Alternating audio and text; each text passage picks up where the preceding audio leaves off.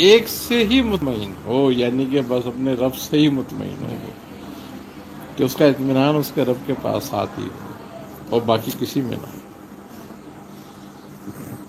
وہ تو میاں میں آپ کی بات کاٹ رہا ہوں، وہ اس لیے ہوتا ہے، وہ اہتمام ہوتا ہے نا، سب خوشبو لگانا۔ پھر بعض لوگ کہتے ہیں یار میں جو سبق پڑھتے ہیں تو یہ ہوتا ہے کہ آپ راضی ہیں تو سبق ہم پڑھ رہے ہیں، ورنہ ہم نہیں پڑھ سکتے۔ جی ہماری تو سوچ یہی جی، ہوتی ہے۔ تو پھر ہم بعض لوگ کہتے ہیں چلتے پھرتے آہستہ ہوتا نہیں، یہ فضول بات ہے، جب تک اہتمام نہ ہو یہ نہ ہو۔ تو بعض اوقات قلبی کیفیت ایسی ہوتی ہے کہ نہیں بیٹھا جاتا، اور وہ قلبی کیفیت چلنے میں بن رہی ہوتی ہے، چل رہے ہوتے ہیں تو وہ توجہ بھی سارا کچھ ٹھیک ہوتا ہے، تو پھر وہ اس میں شیطان وسوسہ ڈال نہیں دیتا نہیں، دیکھو ایک بات ہے،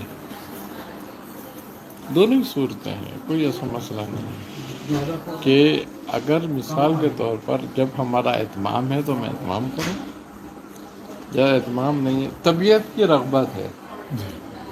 اب پیر صاحب تھے ہمارے دادا پیر،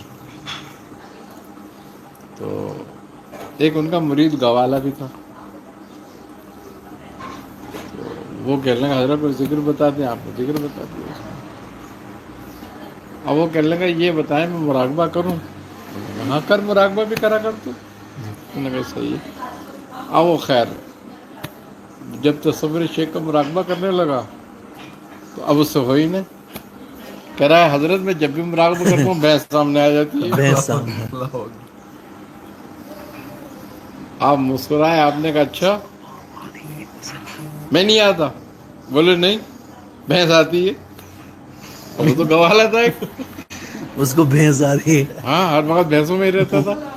وعلیکم السلام۔ آپ نے فرمایا کہ اچھا چل چل تو بھینس پہ کر۔ بھینس پہ ہی کر۔ ہاں، اللہ اکبر۔ اور وہ اس میں کامیاب ہو گئی۔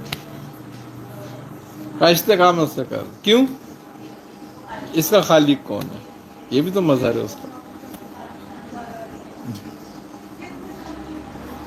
اصل میں ایک رمز ہے، راز ایک طریقہ ایک ہے۔ راز ہے کہ جس میں تجھے وہ نظر آئے نا بس وہ صحیح ہے۔ واہ واہ، واہ واہ واہ، یہ وحدت الوجود ہے۔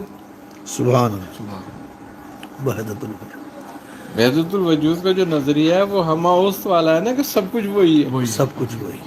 اور وحدت شہود کا نظریہ جو ہے اس میں یہ ہے کہ سب کچھ اسی سے ہے۔ اسی سے، بے شک۔ آپ سے جی،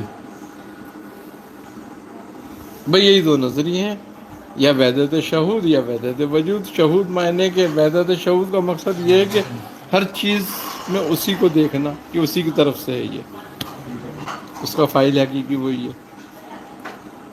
اور وحدت الوجود یہ ہے کہ وہ ایک ہی وجود ہے، سب کچھ اسی سے۔